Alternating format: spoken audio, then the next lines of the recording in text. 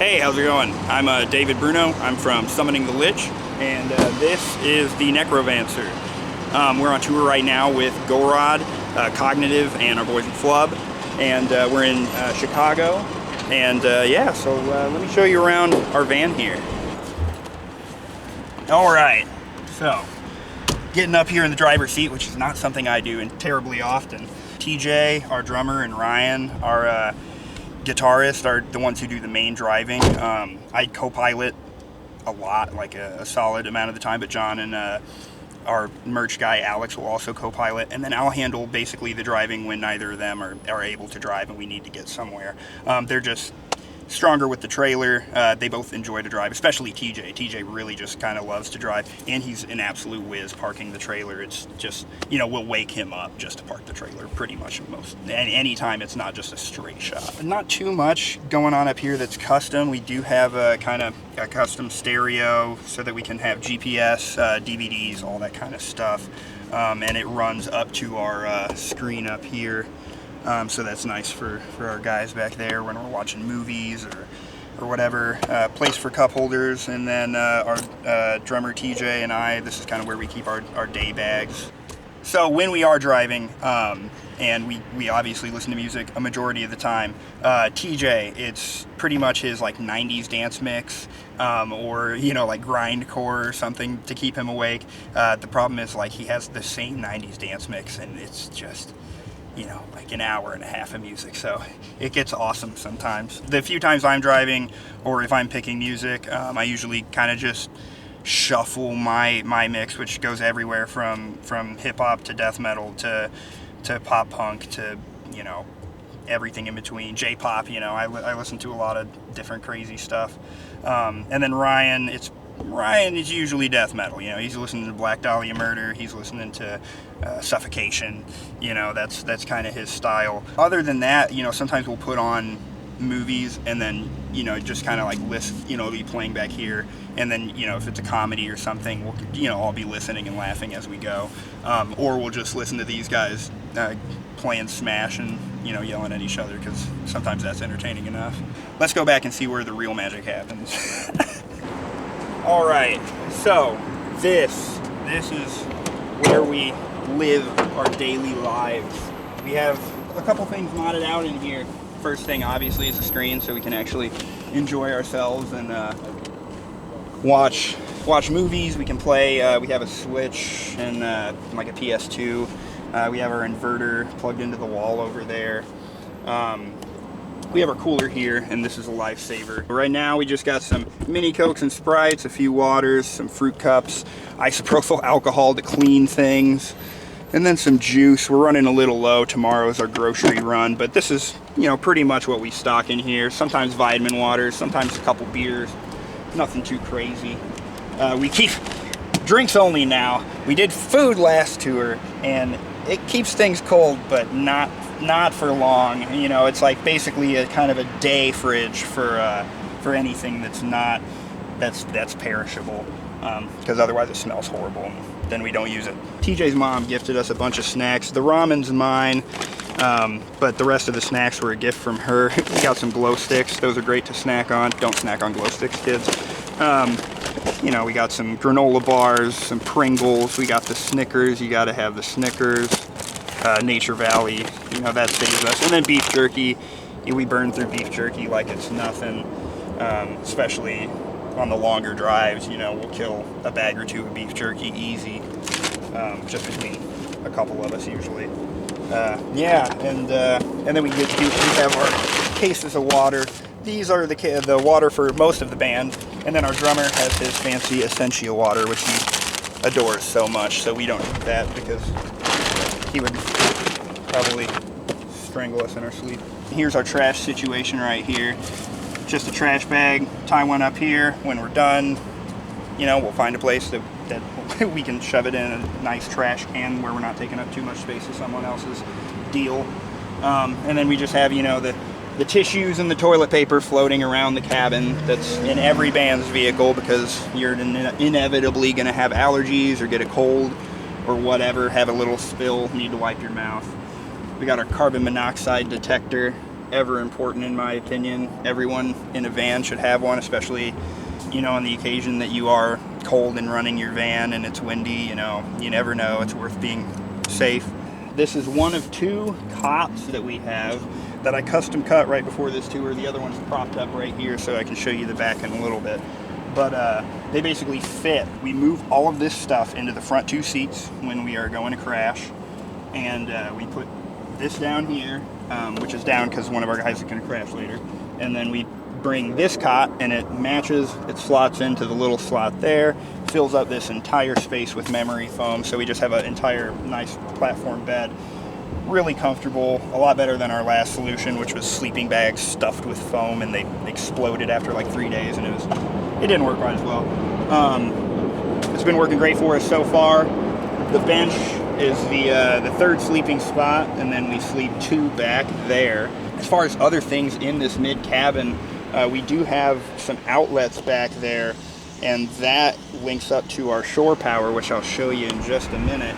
And then we also have our RCA jacks there, as well as our HDMI in, and that connects to this, and it can also connect to the screen up front, and I can run both at the same time parallel, which was just an absolute pain in the ass to rig because I had to shove my hand in all that plastic and just get torn up. But hey, if you want TV, you're gonna get TV, you know. Let's wrap around and I can show you where the power comes in. We cut a nice little hole in the side of our van here right before we smashed this nice dent, and luckily it didn't damage our little power port here. So this plugs in to any like 110 extension, which is really nice because, you know, a lot of RV hookups you have to find somewhere that has 30 amp, and that's, you know, you're basically stuck with RV parks or the few gas stations that have them.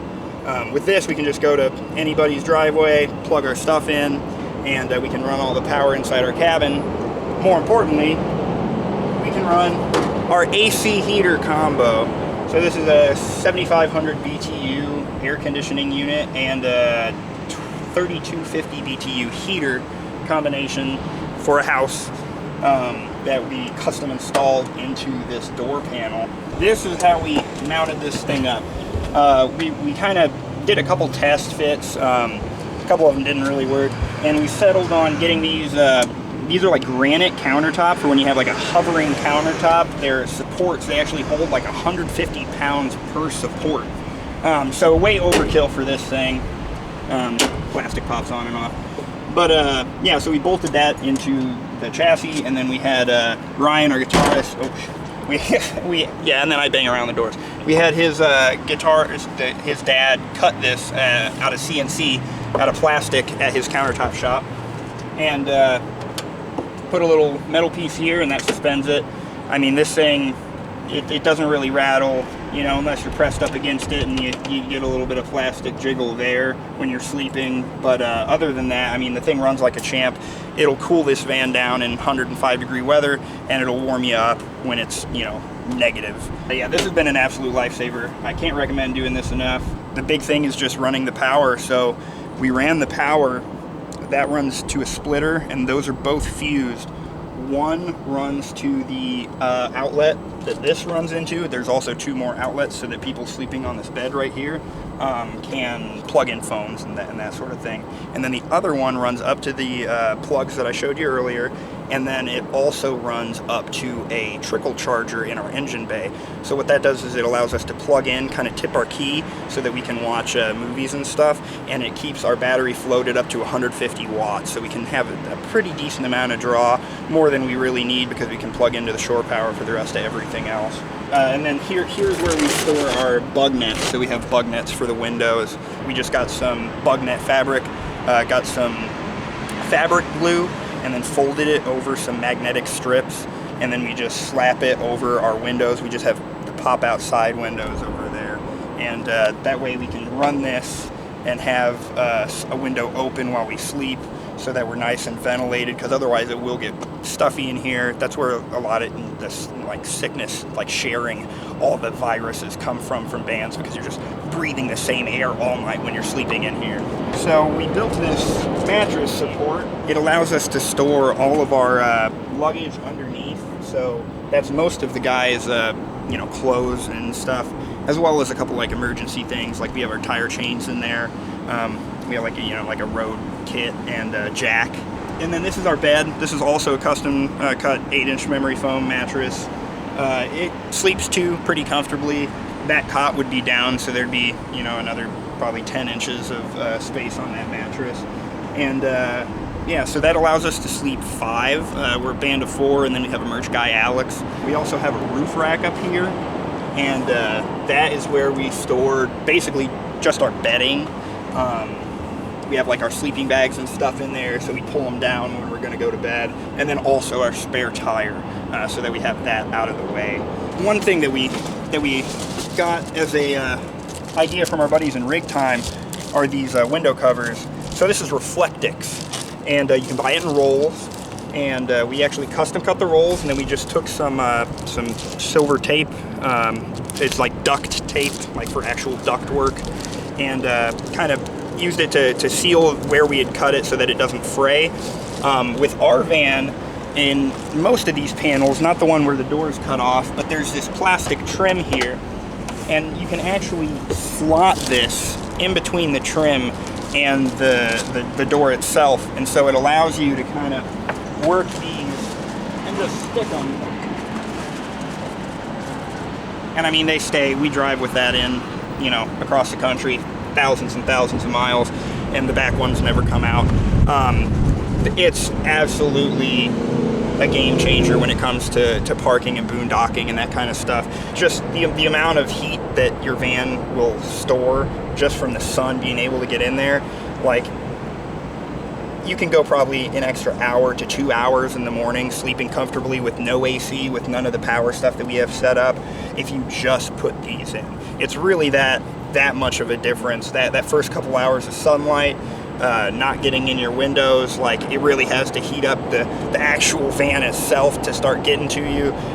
So, you know, we try and attack things on all ends, and you know, when we're parked, you know, we don't always have a plug like right now, and just having this here, like, just a little bit of insulation still helps retain the heat that we do have in the van when we're running, even, just because unless you're really insulating your van, doing a custom installation job, you just have leaks everywhere. We discovered this when we're pulling out the panels.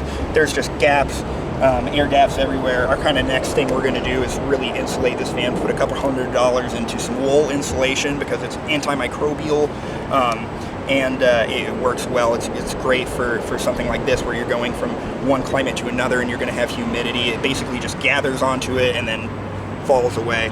In our trailer, it's a 6x10 trailer. We got in a wreck on our first tour, actually going to meet up with Cognitive, and both of these are still rolling, so that kind of attests to their durability. But the cool thing about this trailer is that most trailers have the axle system is based on like leaf springs, where this one is a torsion axle. And basically what it is it slots into a solid axle shaft that is welded to the frame, as opposed to it being just like a standalone axle that's on some leaf springs. And it's just more durable. It's kind of how like a lot of the big, like your 18-wheeler, your big rig trucks are built.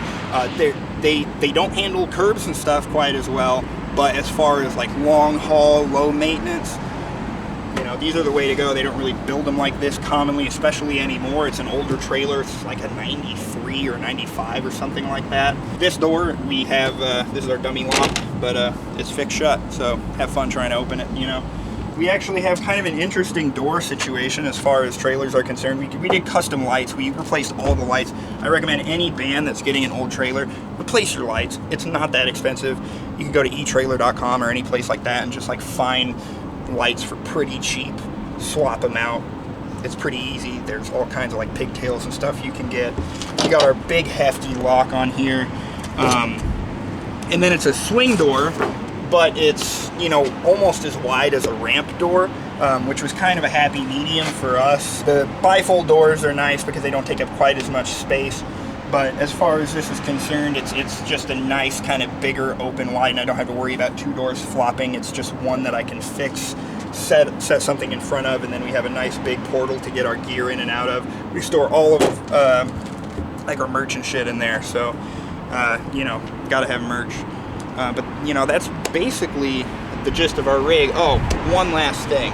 This is some Flex Seal that we got.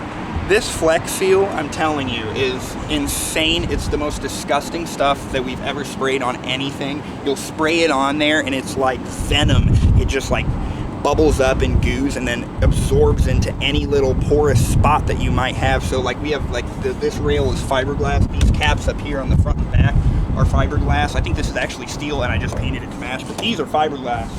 And they get thin after, you know, 30 years of being on the road. That Flex Seal, you know, you get a couple coats on there and you're good. One thing that we have that's pretty cool in here, it's kind of hard to see, I don't know if you'll be able to get it, but down in here we have, the weight with the trailer was kind of maxing out our suspension, so we added an air ride suspension, so they're airbag helpers. There are a bunch of different kinds of helpers. You got rubber helpers. Air ride helpers are going to give you the best weight distribution. They're just more solid, a little more pricey, a little harder to deal with if you don't know what you're doing. You got to run airlines, but what we do is we have a guitarist who's a mechanic, so he ran our airlines back here to look like license plate screws. So that's right and left, and that's how we fill up the airbags, get them to the right ride height. It gives us 2,000 pounds, and you got to remember, like with the trailer, you're talking about 10% of the weight on your tongue. So, you know, you got 3,000 pounds in your trailer, that's only 300 pounds. You add a couple dudes, that's a couple, you know, 500 pounds, like max, that can fit in that bed, and then maybe 100 pounds worth of stuff under there, so we're nowhere close to maxing them out. And the ride this tour has been absolutely excellent compared to the last one.